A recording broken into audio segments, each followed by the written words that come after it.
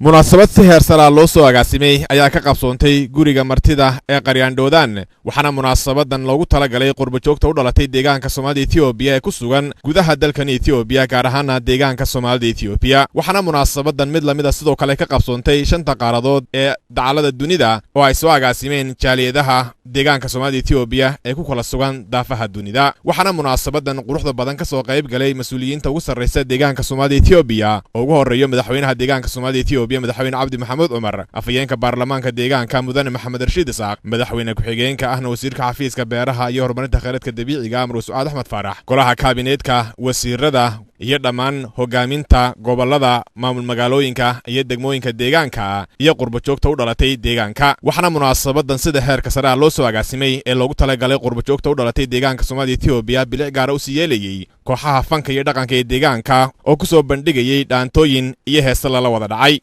waxaana ugu horeyn munaasabadan ka hadlay madaxweynaha deegaanka Soomaalida Itoobiya madaxweyne Cabdi Maxamuud Umar oo dib u milicsaday sooyaalkii taariikheed ee deegaanka iyo muuqaalka isbeddelka horumarineed ee waqti xaadirkan deegaanka Soomaalida Itoobiya ku tallaabsaday isagoo madaxweyne Cabdi Maxamuud Umar tilmaamay in qurbo joogta u dhalatay deegaanka Soomaalida Itoobiya ay kaalin mug leh ku lahaayeen horumarka deegaanka ku tallaabsaday waqti xaadirkan deegaanka Soomaalida shalay tolo sidoo ahaa waa la garan karaa shalay sidoo ahaa maantana halku gaarsiisan yahay muddo yar waa la garan karaa taa iskamayna imanin waxay ku timid go'aan iyo ficil la fuliyay wax qabad iyo qorshe la qaatay ayay ku timid ay qurbo joogtuna ka ahayd waxa weeyaan kaalin libaax run ahaantii markii ugu horeysay ee dalka dibadiisa aadnay meeshii ugu horeysay tagnay waxay ahayd Stockholm bay ahayd Sweden kadib waxa weeyaan Denmark iyo London bay ahayd maalmahaas wixii yaalay dibadda iyo maanta waxa yaala farq weyn baa u dhaxeeya isbedel weyn baa ka jira oo ku yimid ficil iyo itusoo taabsi run ahaantii waxa weeyaan deegaanka Soomaalida marka la eego xilligaas iyada dhan kasta uu ka gubanayay shacabka deegaanka Soomaalida dhibaato ku sugnaa waxa weeyaan waliba gaar ahaan shacabka oo labada dhinacba dhibaato maxaan ku raay ka soo gaaraysa marka xaqiiqada laga hadlo maamulada oo dulsaar ah oo aan isku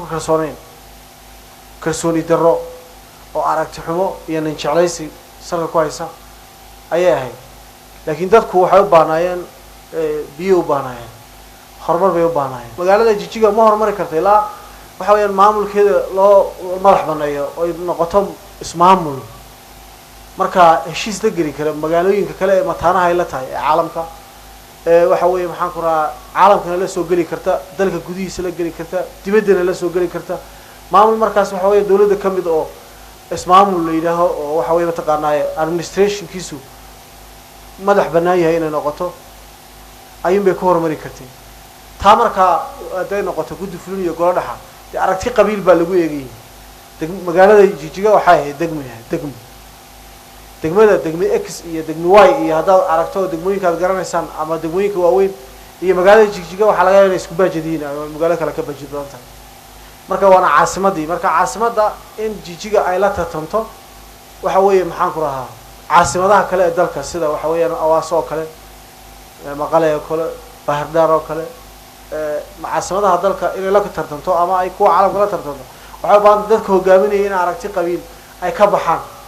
taana waxa weeyaan qaabdhismeedka in hoos loo dhaadhiciyo oo la gaarsiiyo dadka adeega bulshada waxa baan tahay qaabdhismeedka in hoos u dhaadhiciyo ilaa heer tuulo inuu jiro taana waxa la waxaan ku raaxay xukuumaddu ay ku guuleysatay madaxweyne Cabdi Maxamuud Umar ayaa xusay in xukuumadda deegaanku ay muhiimadda siisay sidii ay u kala horeysiin lahayd bahayaha koobaad ee bulshada waqti xaadirkan xukuumaddu ay xariga ka jarayso mashaariicaha horumarineed oo ay kamid yihiin mashaariicaha horumarineed ee dhinaca biyaha haddana si kooban u soo dhigo waxa weeyaan dhibaatooyinka la kala horeysiiyay 1 2 3 priority-ga koobaad ka labaad dhibaatada ugu weyn muxuu yahay ku xigta muxuu yahay ay noqonaysaa dhibaatada koobaad waxa ay biyaha biilaan barar badan waa ku celiyaa Jijjiga ninku markuu waxa weeye waxaan ku raa bari uga baxo bari Jijjiga magaalada Jijjiga ceelkii uu ka qoday xalislaasi iyo ceelka dhargigu uu weerarkii Soomaaliya u qoday suu waxa weeye maxaan ku raayay aragti shacab kuma qodin laakiin wuxuu ku qoday Soomaaliya si ugu duulo ayuu galaadiyahay ceelka maxaan ku rahaa la qoday iyo ceelka jijiga laga qoday labadaas laba dhaxayni marka qofku markuu jijiga ka baxo uu galaadi tagay waa 500 kilomitir wax ceelo ka qodana ma jiro hadduu waxa weeye roobku deyrto ay xumaato Google ku daro waa bas waa lagu dhimanay laakiin maanta maxaa taala maanta waxaan bari hadii ilaahay xariga ka jaraynaa xariga waxa laga jarayaa biyaha laga qaaday waxa weeye maxaan ku rahaa birqod waxa weeyaan waxay ku dhacayaan reservoir waxa weeyaan 300 metr cube ay ku dhici gunagaday u leexiyeen oo ilaa hadda cabaysa kadib 500 ku dhacaya ka 500 gravity uu taagan yahay meel sare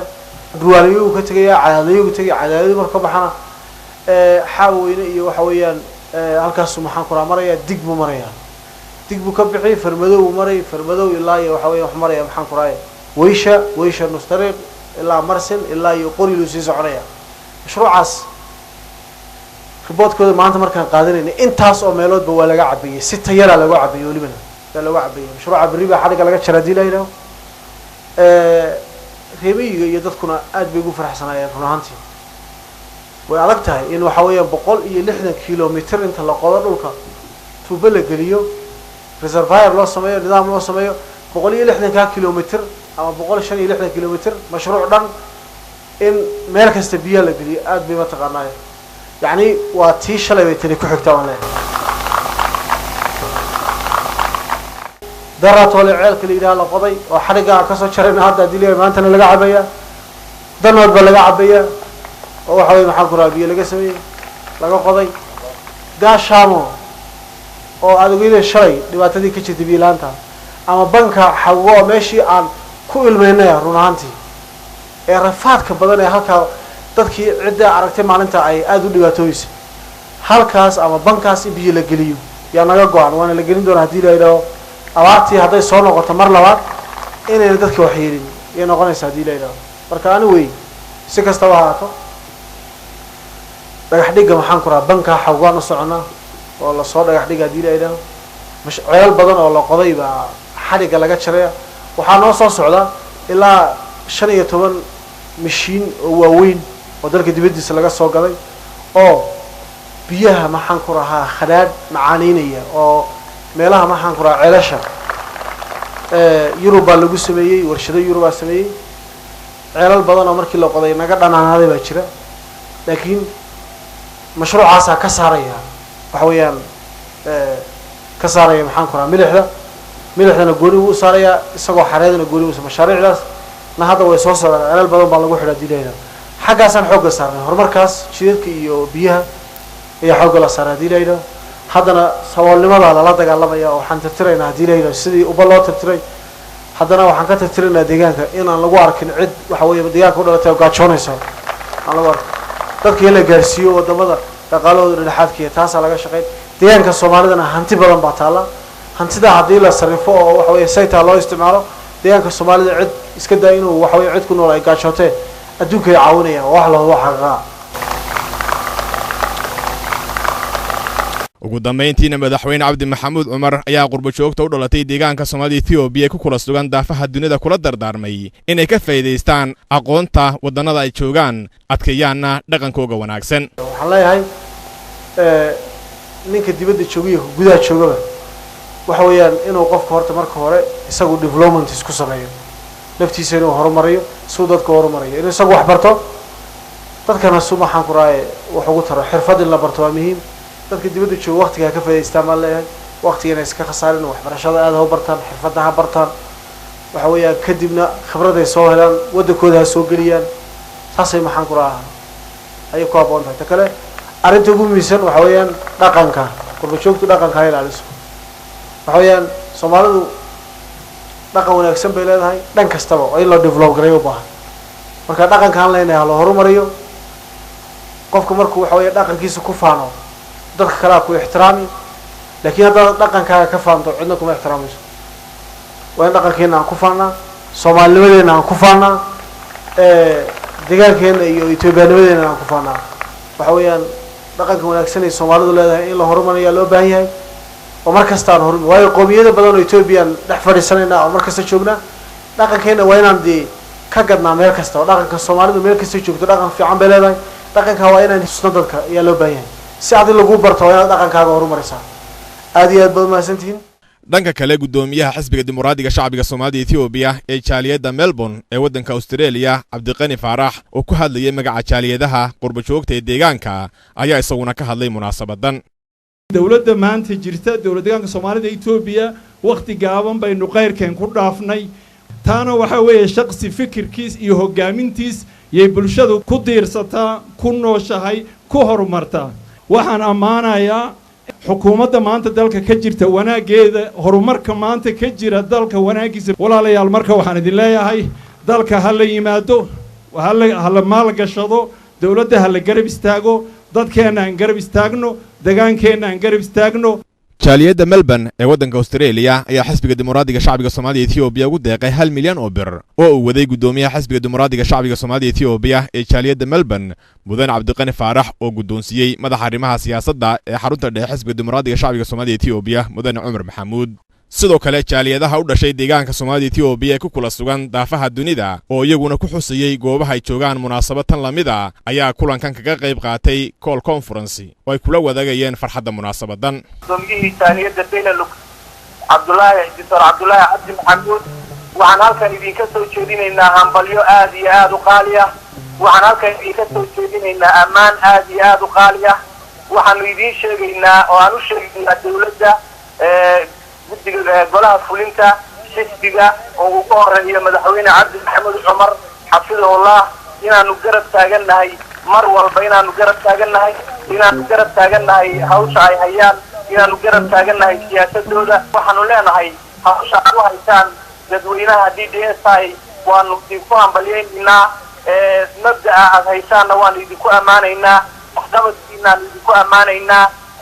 kartidiinaanu idinku ammaanaynaa siyaasadda iyo horsocodka wanaagsan baanu idinku ammaanaynaa fahamkaanu idinku ammaanaynaa waxqabadkaanu idinku ammaanaynaa u danaynta shacabka aad u danaynaysaan baanu idinku ammaanaynaa xiriirka wanaagsan ee qof walba oo DDSI la leeyihiin baanu idinku ammaanaynaa waxaanu ballan qaadaynaa tallaabo kastoo qaadaan inaanu idin garab taagannahay waxaanu ballan qaadaynaa waxqabad kasta oo samaysaan inaanu isla qabanayno waxaan nahay qodobjoogta DDSI ee North America halkaanu ku dhannahay odayaal dhalinyaro oo aan diyaarnahay inuu inaan la garab istaagno dowladdeegaanka Soomaalida Ethiopia waxaanu ku bayaanaynaa hogaamiyeena Cabdi Maxamed Cumar waxaanu qaadanaynaa talada madaxweynuhu soo jeediyo waxaanu macnaha ku hawlgelaynaa talo kasta oo xisbiga dimuqraadiga shacbiga Soomaalida Ethiopia uu wajahayo ayaanu diyaarnahay haddaan nahay qolbajoogta DDSI ee ku dhaqan North America